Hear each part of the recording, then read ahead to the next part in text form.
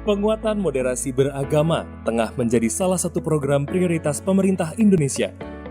Pada tahun 2019, Kementerian Agama telah menerbitkan buku moderasi beragama.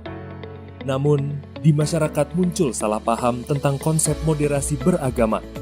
Tidak sedikit masyarakat yang beranggapan bahwa seseorang yang bersikap moderat berarti tidak teguh pendiriannya dan tidak sungguh-sungguh dalam mengamalkan ajaran agamanya.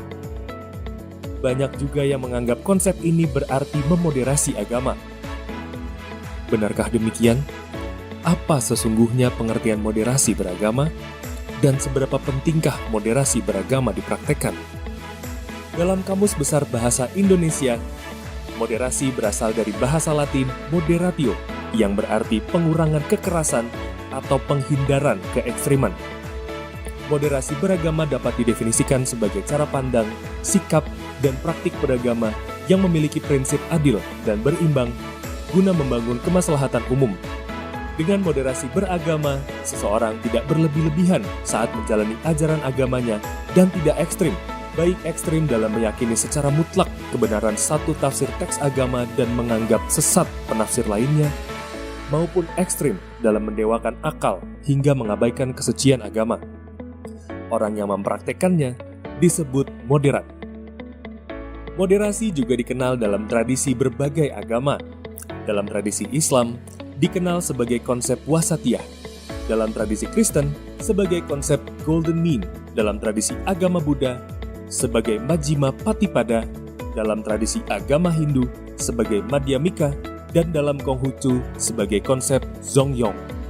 Semua istilah dalam setiap agama itu mengacu pada satu titik makna yang sama, yaitu bahwa memilih jalan tengah di antara dua kutub ekstrim dan tidak berlebih-lebihan merupakan sikap beragama yang paling ideal. Lalu, samakah moderasi beragama dan moderasi agama? Jawabannya tentulah tidak sama. Agama tidak perlu dimoderasi karena agama itu sendiri telah sempurna, mengajarkan keadilan serta keseimbangan. Jadi bukan agama yang harus dimoderasi, melainkan cara penganut agama dalam menjalankan agamanya itulah yang harus dimoderasi. Tidak ada agama yang mengajarkan ekstremitas, tapi tidak sedikit orang yang menjalankan ajaran agama berubah menjadi ekstrim. Benarkah menjadi moderat berarti tidak sungguh-sungguh dalam menjalankan ajaran agama? Pernyataan tersebut tentu saja tidak tepat. Seorang yang moderat juga harus memiliki pendirian teguh dan semangat beragama yang tinggi. Namun, ia harus mampu memilah mana pokok ajaran agama di mana dia harus berpendirian teguh dan mana tafsir ajaran agama di mana ia perlu toleran, menghormati pendirian orang lain, dan tidak menyalah-nyalahkan. Kemudian, seberapa pentingkah moderasi beragama? Moderasi beragama diperlukan karena sikap ekstrim dalam beragama tidak sesuai dengan esensi ajaran agama itu sendiri. Perilaku ekstrim atas nama agama juga sering mengakibatkan lahirnya konflik, rasa benci, intoleransi, dan bahkan peperangan yang memusnahkan peradaban. Sikap-sikap seperti itulah yang perlu dimoderasi. Moderasi beragama merupakan upaya mengembalikan pemahaman dan praktik beragama agar sesuai dengan esensinya, yakni untuk menjaga harkat, martabat, dan peradaban manusia. Agama tidak boleh digunakan untuk hal-hal yang justru merusak peradaban, sebab sejak diturunkan, agama pada hakikatnya ditujukan untuk membangun peradaban itu sendiri. Ada 4 indikator yang dapat digunakan untuk mengenali seberapa kuat moderasi beragama yang dipraktikkan oleh seseorang, yaitu 1. Komitmen kebangsaan, 2. Toleransi, 3. Anti kekerasan, dan 4. Akomodatif terhadap kebudayaan lokal. Menyadari pentingnya moderasi beragama, penguatan moderasi beragama telah menjadi salah satu program prioritas nasional yang menjadi bagian dari revolusi mental dan pembangunan kebudayaan dalam Rencana Pembangunan Jangka Menengah Nasional atau RPJMN 2020-2024. Berangkat dari temuan lemahnya pemahaman dan pengamalan nilai agama yang moderat dan inklusif, maka kebijakan diarahkan untuk memperkuat moderasi beragama sebagai cara pandang, sikap, dan praktik beragama untuk mewujudkan kehidupan bangsa yang damai, inklusif, dan toleran. Moderasi beragama harus dipahami sebagai komitmen bersama untuk menjaga keseimbangan, di mana setiap warga masyarakat, apapun suku, etnis, budaya, agama, jenis kelamin, dan pilihan politiknya, harus mau saling mendengarkan satu sama lain. Sehingga kita dapat saling merawat dan menghormati keberagaman bangsa yang merupakan rahmat Tuhan.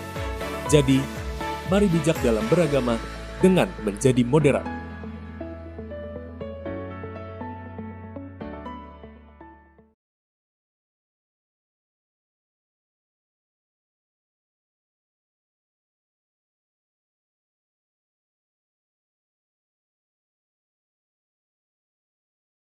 Kamu nonton film kartun Doraemon, kamu mungkin sering lihat perilaku Giant dan Suneo kepada Nobita. Mereka kerap kali mengejek, memukul, bahkan mengambil barang milik Nobita. Dalam kehidupan nyata, perilaku seperti itu dikenal dengan sebutan perundungan, atau bahasa kerennya, bullying. Bullying atau perundungan biasanya dilakukan oleh seseorang atau sekelompok orang yang lebih kuat kepada mereka yang lebih lemah. Kuat di sini bisa dari fisik, status sosial, atau jabatan. Contohnya aja kayak Giant yang punya fisik lebih kuat dan besar kepada Nobita yang fisiknya lebih kecil dan lemah.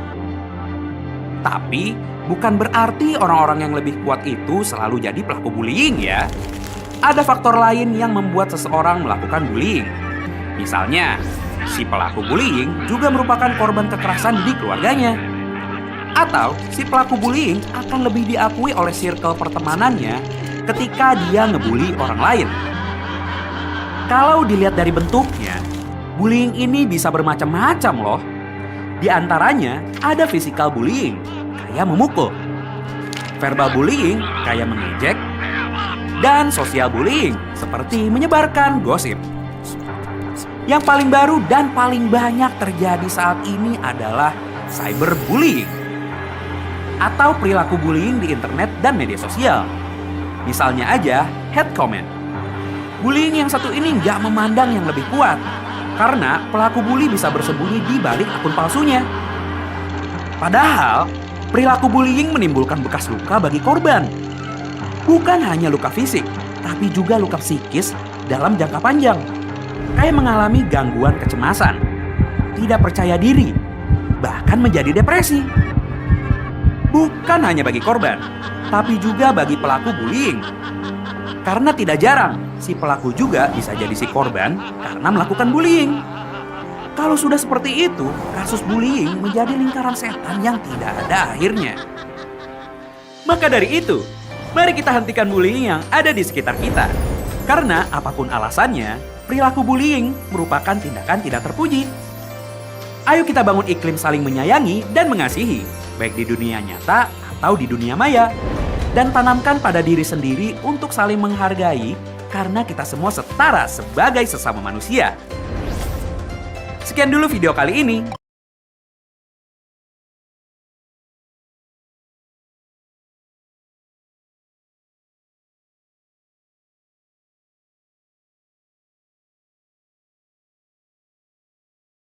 Yang kalian dapat. Yang pertama video tentang agama. Moderasi agama. Yang kedua tentang bullying. Nah, moderasi agama, ya, moderasi agama itu tidak mesti kalian berteman dengan sesama agama Islam. Tidak mesti berteman dengan orang-orang yang imannya kuat. Nah, dari moderasi ini kita bisa ngambil hikmah bahwa dalam beragama itu ada yang namanya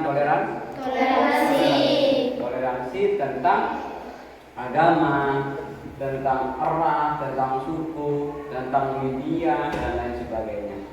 Nah, terus yang kedua, video yang kedua ini adalah tentang bullying. Membuli, bahasa kita itu membuli. Ya. Membuli ini tidak mesti mengolok-olok. Tidak.